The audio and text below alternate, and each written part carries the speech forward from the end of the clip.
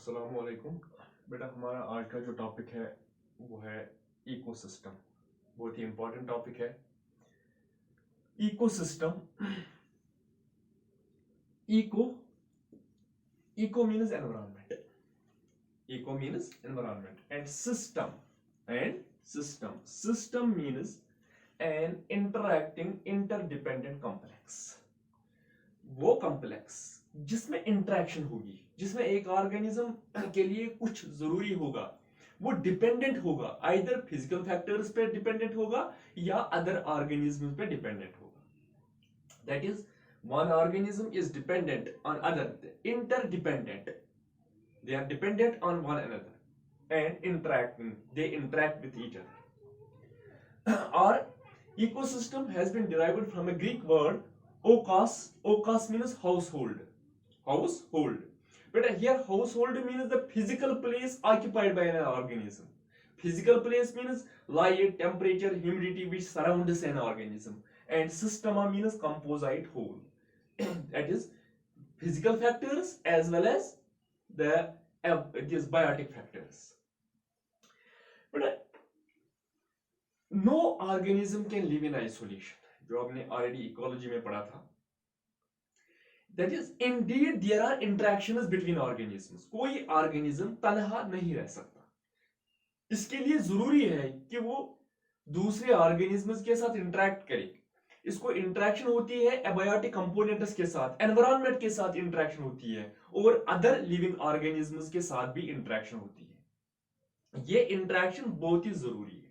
यानी कि एक ऑर्गेनिज्म फिजिकल एनवायरनमेंट और अदर लिविंग ऑर्गेनिजम्स के बगैर जिंदा नहीं रह सकता. बेटा, कंटिन्यूटी ऑफ लाइफ जो है, ये कंटिन्यूटी ऑफ लाइफ किसकी वजह से है? ये पॉसिबल है with the help of interaction की वजह से, either between living organisms or between living organisms and their environment. The term ecosystem, बेटा ये जो term है ecosystem, it was proposed by it was coined by professor British ecologist Professor Arthur G. Tansley. Professor Arthur G. Tansley. बेटा Tansley, A.G. Tansley ने term propose की है, coin की है इन 1935. बेटा 1935 में इसने ये टर्म प्रपोज की है. आर्थर जी टेनस्ले, A.G. टेनस्ले ने टर्म इकोसिस्टम कॉइन की है.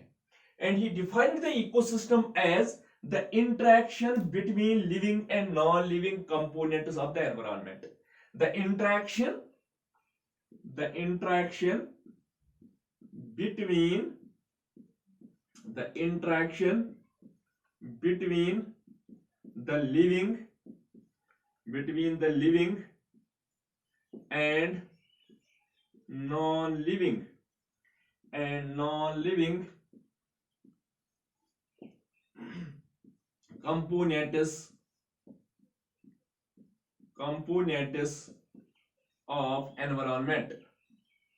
components of environment. शाबाश. The interaction between living and non living. बेटा जो लिविंग और नॉन लिविंग कंपोनेंट्स है या लिविंग और नॉन लिविंग जो है, उनके दरमियान जो इंटरेक्शन होती है, इसी इंटरेक्शन को इकोसिस्टम कहते हैं. The interaction between living and non living components of an environment or of the environment is called as ecosystem. इसी को इकोसिस्टम कहते हैं. बेटा ये जो इकोसिस्टम है, तो इसमें इंटरेक्शन की हम बात करते हैं किन के दरमियान? लिविंग और नॉन लिविंग कंपोनेंट्स के दरमियान जो इंटरेक्शन होती है, इसी को इकोसिस्टम कहते हैं. बेटा वुडबरी in 1954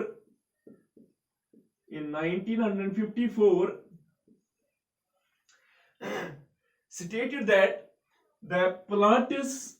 the habitat, or he defined the ecosystem as the habitat plants and animals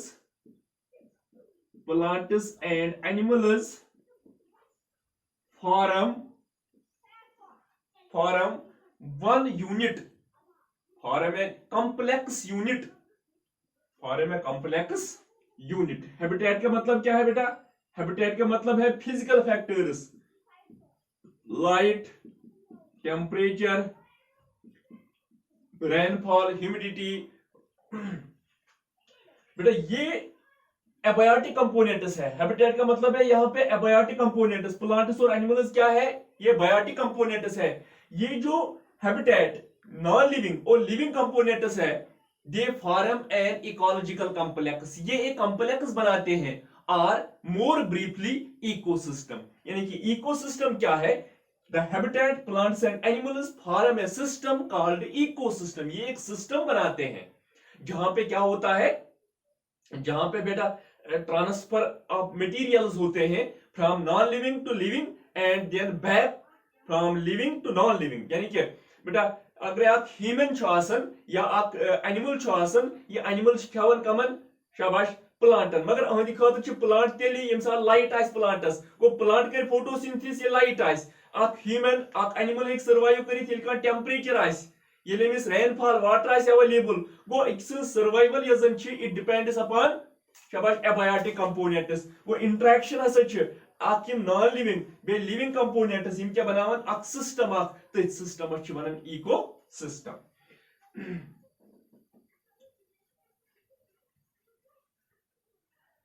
शाबाश। Shields et al. in 2004 defined the ecosystem as the networks of interactions, the networks of interactions, the networks of interactions between organisms and their environment in a defined space. Shields defined the ecosystem as the networks of interactions. बेटा ये जो हम network पढ़ रहे हैं, ये जो हम रिलेशंस पढ़ रहे हैं, interactions, network of interactions, interactions का जाल जो होता है, ये जो रिलेशन होती है किसकी? इंटरेक्शंस की, between organisms and their environment. बेटा एक ऑर्गेनिज्म जो है ये क्या है? ये लिविंग है।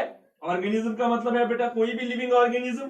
बेटा इसको जरूरत होती है लाइट की, बेटा इसको जरूरत होगी वाटर की, इसको जरूरत होगी सॉइल की, इसको जरूरत होगी किसी टेम्परेचर की, ह्यूमिडिटी एंड अदर फैक्टर्स, इसकी जरूरत होगी। ये जो ऑर्गेनिज्म है इसका नेटवर्क जो है, रिलेशन ऑफ नेटवर्क, इसको बहुत सारे ऑर्गेनिज्म्स के साथ रिलेशन है। इसको बेटा अदर ऑर्गेनिज्म्स के साथ भी रिलेशन होगी, अदर ऑर्गेनिज्म्स के साथ भी रिलेशन होगी।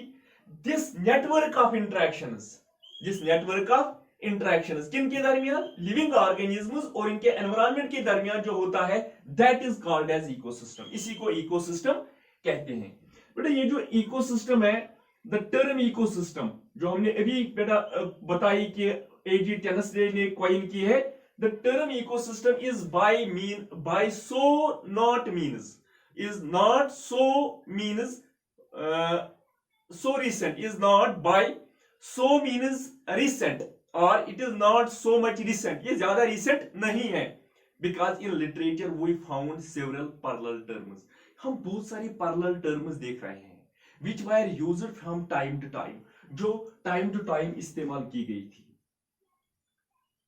बायोकोएनोसिस, बायोकोएनोसिस यानी कि इकोसिस्टम टर्म जो है, इकोसिस्टम के लिए बहुत सारी टर्म्स भी प्रपोज की गई थी, लेकिन प्रेफर हुई टर्म इकोसिस्टम। बायोकोएनोसिस बेटा कार्ल मोबीज, कार्ल मोबीज 1877, 1877। ऐसे ही बेटा माइक्रोकोसम, माइक्रोकोसम ऐसे फोब्स, ऐसे फोब्स 1870, 1887, 1887। बेटा ऐसे ही geobiocoenosis, geobiocoenosis V डॉकुचेव 1846 to 1903 बेटा ऐसे ही होलोकॉन टर्म प्रपोज हुई थी। फ्रेडरिचेस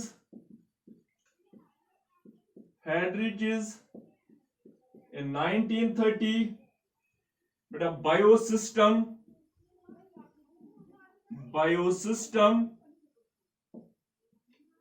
थीनमैन in 1939 इनके बहुत सारे बायो इनर्ट बॉडी वर्नर सुकाई a number of terms have been proposed from time to time for the interactions between living organisms and their environment। जो आपने अभी बेटा बताया the interaction between living and non living components is called as ecosystem। Term ecosystem prefer हुई बेटा, यहां पे हम लिख सकते थे यहां पे इकोसिस्टम इन 1935 वो टर्म प्रेफर हुई इकोसिस्टम, लेकिन इकोसिस्टम के लिए बहुत सारी टर्म्स प्रपोज की गई थी। बायो को एनोसिस कार्ल मोबियस ने प्रपोज की थी 1877 में। माइक्रोकोसम ऐसे फोर्ब्स 1887 में प्रपोज की थी इसने। ऐसे ही जियो बायो को एनोसिस टर्म प्रपोज की थी डाकुचेव ने। ऐसे बेटा होलोकॉन फ्रेडरिचेस ने या बायोसिस्टम थीनमैन ने, बायो एनोड बॉडी वर्नर सुकाई ने, बहुत सारी टर्म्स प्रपोज की गई थी। But the term ecosystem is preferred over these terms. लेकिन प्रेफर किस टर्म को मिली? प्रेफरेंस इकोसिस्टम टर्म को प्रेफरेंस मिली। बेटा बहुत ही इंपॉर्टेंट कंसेप्ट क्या है इकोसिस्टम का? The most important concept of ecosystem is everything is related to everything else। everything is related to everything else। everything is related to everything else। everything else बेटा हर किसी organism या हर किसी component of environment जो होता है इसको किसी दूसरे कंपोनेंट के साथ रिलेशन होती है, यानी कि we are related to each other. Either वो लिविंग ऑर्गेनिज्म्स होंगे या नॉन लिविंग ऑर्गेनिज्म्स होंगे, we are related. Everything, every organism is related to one another. बेटा according to Southwick 1976 Southwick in 1976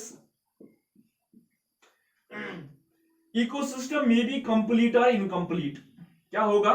ecosystem क्या होता है? या कंप्लीट इकोसिस्टम होता है या इनकम्प्लीट। बेटा कंप्लीट इकोसिस्टम किसको कहते हैं? बेटा ही stated that the complete ecosystem is one having all the four components. क्या होगा? एबायोटिक कंपोनेंट, एबायोटिक, और पहले होगा एबायोटिक एनवायरनमेंट या एबायोटिक कंपोनेंट्स। इसके बाद बेटा होता है प्रोड्यूसर्स। क्या होता है? Producers, consumers and decomposers. अगर किसी एनवायरनमेंट में एबायोटिक कंपोनेंट्स भी होंगे, प्रोड्यूसर्स भी होंगे, कंज्यूमर्स भी होंगे और डिकम्पोजर्स भी होंगे, that ecosystem is called as complete ecosystem according to Southwick in 1976। और इनकम्प्लीट किसको कहते हैं? शाबाश, एनी सिस्टम which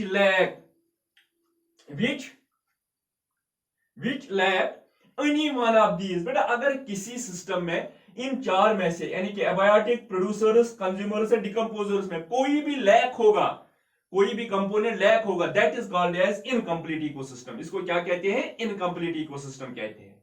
बेटा मिसाल अगर हम केव्स की बात करेंगे, केव्स आपको पता है ना, केव्स में क्या बेटा? केव्स में प्रोड्यूसर्स नहीं हो सकते।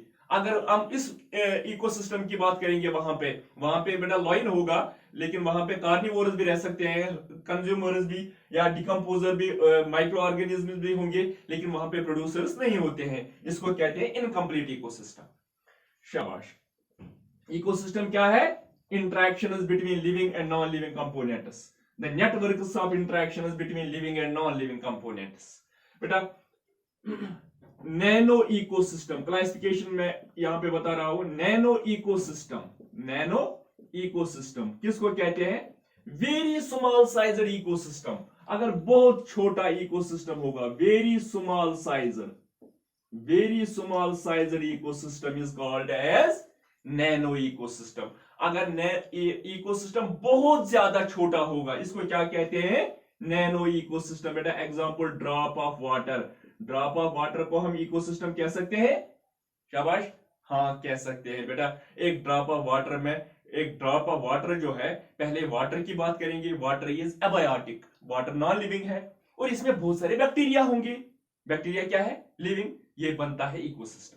अगर ये बहुत ज्यादा छोटा इकोसिस्टम होगा, इसको नैनो इकोसिस्टम कहते हैं बेटा। ऐसे ही माइक्रो इकोसिस्टम, माइक्रो इकोसिस्टम किसको कहते हैं? Small sized. नैनो क्या? Very small sized. शाबाश, micro is the small sized ecosystem. अगर ये स्मॉल साइजर का इकोसिस्टम होगा, इसको क्या कहते हैं? Micro ecosystem. बेटा अगर मैं यहां पे कहूंगा suppose pond, pond small sized ecosystem है। ऐसे बेटा मीजो इकोसिस्टम, मीजो क्या मतलब क्या है?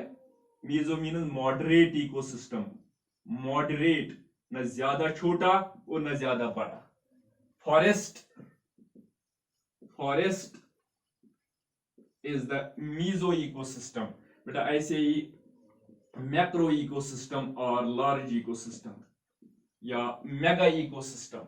बेटा ओशन, लार्ज साइजर इकोसिस्टम। अगर इकोसिस्टम बहुत लार्ज होगा, इसको क्या कहते हैं? Macro ecosystem. अगर ये मॉडरेट होगा, न ज्यादा छोटा न ज्यादा बड़ा, that is called as moderate, meso.